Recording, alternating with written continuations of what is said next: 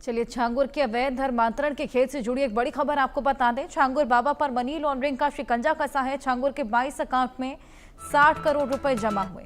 प्रवर्तन निदेशालय की जांच में यह बेहद बड़ा खुलासा। बलरामपुर, लखनऊ, मुंबई में 15 ठिकाने हैं जिन पर ईडी का छापा लगातार जारी। छांगुर के अवैध धर्मांतरण को लेकर ये बेहद बड़ी खबर, बेहद बड़ा अपडेट आपको दे रहे हैं। छांगुर बाबा पर ईडी का शिकंजा कस चला है। 22 अकाउंट में 60 करोड़ रुपए जमा है। ईडी की जांच में ये बेहद बड़ा खुलासा है। इसके अलावा आपको बताएं कि तमाम बलरामपुर के, मुंबई के ठिकानों पर छापेमारी करते हुए तमाम खुलासे सामने आए हैं। 22 अकाउंट चल रहे थे बाबा छांगुर के। छांगुर बाबा के 22 अकाउंट में 60 करोड़ रुपए जमा हुए। प्रवर्तन निदेशालय की जांच में यह खुलासा हुआ है। छांगुर बाबा के करीबियों के नाम प्रॉपर्टी का लेन देन होता था। चलिए, हमारे संवाददाता जावेद ने एक रिपोर्ट तैयार की है इस पूरे मामले को लेकर, आइए आपको दिखाएं।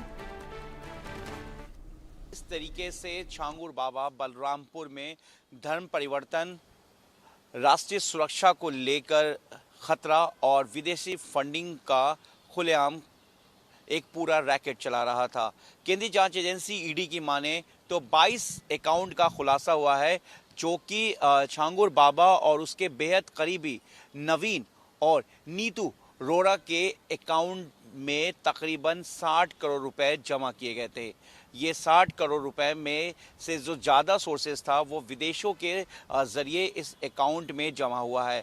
और उसके बाद इस रकम को छांगुर बाबा के बेहद करीबी नवीन और नीतू के अलावा कुछ और लोगों के नाम पर प्रॉपर्टी खरीदी जाती थी और उसके बाद इसे बाकी जो अमाउंट होता था उससे कंस्ट्रक्शन में लगाया जाता था। जिस तरीके से बलरामपुर के चांद औलिया दरगाह पर छांगुर बाबा के दरगाह पर विदेशी मुल्क के लोग और भारतीय मुल्क के लोग भी जमा होते थे।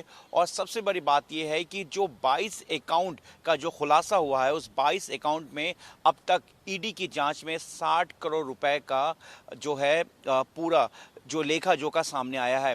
फिलहाल ईडी जो है इस पूरे मामले की जांच कर रही है, लेकिन सबसे बड़ी बात है कि किस तरीके से छांगुर बाबा का जो बेहद करीबी जो है नवीन रोड़ा और उसकी बेहद करीबी नीतू किस तरीके से अब कुल मिलाकर अब छांगुर बाबा के साथ जो है 22 अकाउंट को पूरी तरीके से ऑपरेट कर रही थी, जिसमें अब तक 60 करोड़ रुपए आ चुके हैं।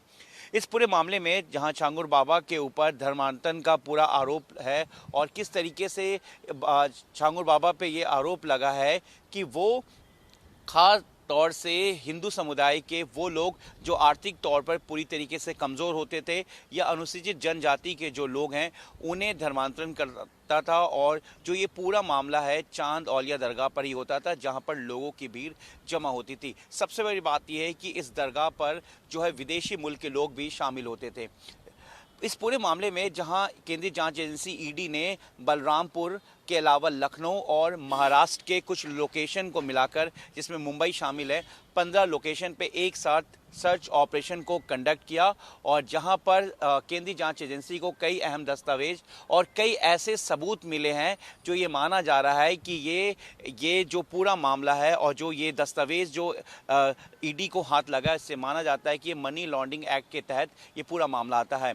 ईडी ने ये भी बताया कि प्रोसीड ऑफ क्राइम का ये पूरा मामला है, क्योंकि अपराध के जरिए ये जो पूरा पैसा है इसे जमा किया गया है। और जिस तरीके से अलग अलग अकाउंट में जिस तरीके से ये पूरे पैसे आए, इसमें सबसे ज़्यादा जो सोर्स है पैसे आने का इन 60 करोड़ में, वो ज़्यादातर विदेश सोर्सेज के जरिए है। फिलहाल ईडी का कहना है, ईडी सोर्सेज का, कि अब इस पूरे मामले में जांच जारी है। अपने सहयोगी कैमरामैन दीपक शाह के साथ मैं जावेद हुसैन, इंडिया न्यूज़, दिल्ली।